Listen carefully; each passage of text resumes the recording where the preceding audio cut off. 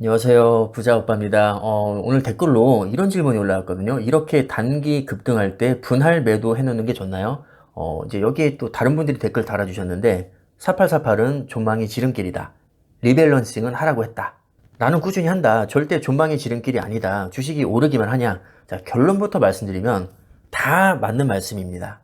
4848이 사고팔고의 줄임말이잖아요. 그러니까 사고파는 행위 자체가 중요한 게 아니라 사고파는 이유가 저는 중요하다고 생각을 합니다. 똑같은 4848이라도, 자, 예를 들어서 내가 지금 뭐 A 종목에 1000주가 들어가 있는데 현금이 하나도 없습니다. 근데 단기간에 한 3배가 올랐습니다.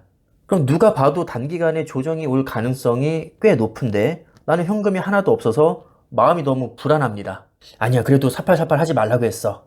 그냥 무조건 존버해. 이러고 있는데 진짜 조정이 크게 왔습니다. 그럼 나는 현금이 하나도 없으니까 아무런 대응도 할 수 없겠죠. 그럼 100주든 200주든 일부 익절하고 현금을 확보하는 게 정신건강에 좋을 수 있다는 거죠. 익절했는데 올라도 후회 안 할 자신이 있고, 나는 조금 덜 먹더라도 현금을 어느 정도 보유해 놓는 게 장기 투자에 더 도움이 될 것 같다. 마음이 편할 것 같다. 그럼 얼마든지 4848 해도 됩니다. 자, 이런 것은 4848이라기보다는 리밸런싱에 가깝다고 봐야겠죠. 근데 제가 말하는 4848은 장단기 금리차가 역전이 됐대. 근데 장단기 금리차가 역전이 되면 한 1년에서 1년 반 뒤에 경기 침체 온다던데? 그럼 주식 폭락하는 거 아니야? 야, 다 팔고 떠나. 그리고 1년 반 있다가 다시 들어오자.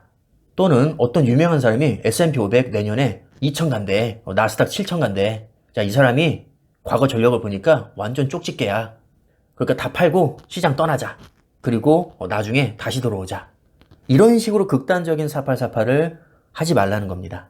기본적으로 기업의 가치와는 전혀 상관없이 외부적인 요인만 보고 내가 시세 차익을 얻기 위해서 정말 갬블러처럼 4848을 하기 시작하면 거기서 헤어나올 수가 없습니다. 자, 내가 4848에서 한 20% 이득을 받습니다. 그럼 그 다음에 안 할까요?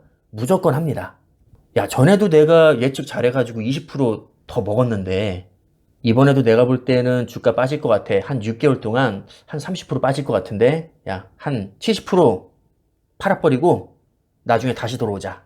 자꾸 머릿속에 이런 생각이 드니까 장기 투자를 이어나갈 수가 없는 겁니다. 예전에는 6개월 단위로 4848 했다면 어느새 3개월 단위, 또 한 달 단위로 점점 빈도수가 많아지더니 어느 순간에는 막 2, 3일 단위로 단타를 칩니다. 근데 이번에 헛다리 짚어서 내가 완전히 크게 손해를 봤습니다. 그럼 무슨 생각을 할까요? 본능적으로, 야, 이번에는 더 자극적으로 베팅하자. 아, 내가 이런 거 만회하기 위해서는 투자금을 2배로 늘려야겠어. 아, 열받아서 안 되겠어. 자꾸 이런 마음이 생긴다는 거죠. 그래서 4848을 하지 말라는 겁니다.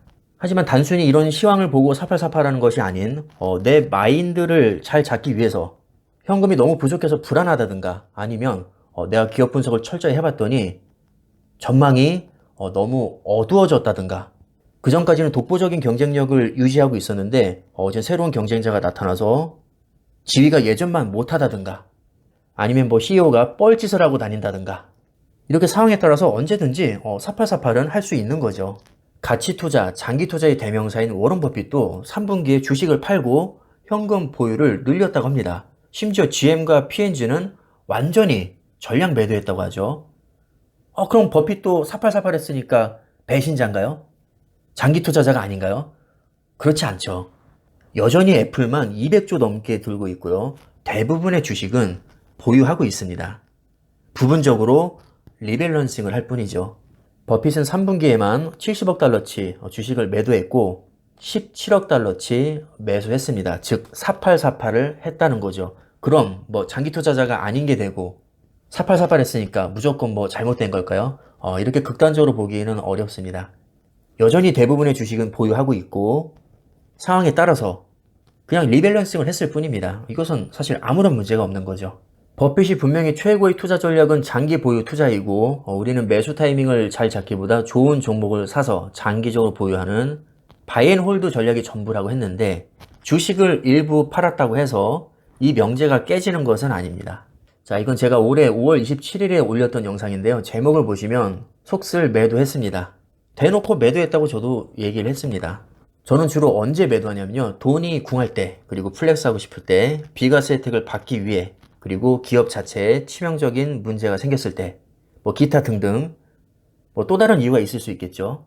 그냥 상황에 따라서 얼마든지 사고 팔 수 있습니다.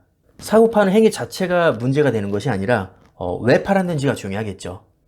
단순히 누가 나스닥 7천 간다고 해서 장단기 금리차가 역전됐으니까 연준에서 금리를 계속 올리니까 차트를 보니까 데드클러스가 발생해서 뭐 이런 식으로 기업의 가치와는 전혀 상관없이 단순히 사고 파는 행위로 차익을 추구할 때, 자, 이런 4848을 하지 말라는 거죠. 장기 투자자라고 해서 하늘이 무너져도 절대 단 한 주도 팔면 안 되고 무조건 계좌를 봉인해야 되고 이런 개념은 절대 아닙니다. 이게 어쩔 수 없는 게 특정 부분을 강조하려다 보면 어느 정도는 좀 편향적으로 얘기할 수밖에 없습니다. 당연히 오해의 소지가 많이 있죠. 물론 알아서 필터링해서 잘 들으시겠지만 얘기가 나온 김에 한번 그냥 말씀을 드렸습니다. 혹시 오해가 있으셨다면 풀리셨기를 바라겠고요. 아마 제가 볼 때는 오해하시는 분들은 거의 안 계실 겁니다. 대부분 알아서 필터링해서 잘 들으실 테니까요. 자, 그럼 영상 여기까지 하겠습니다. 감사합니다.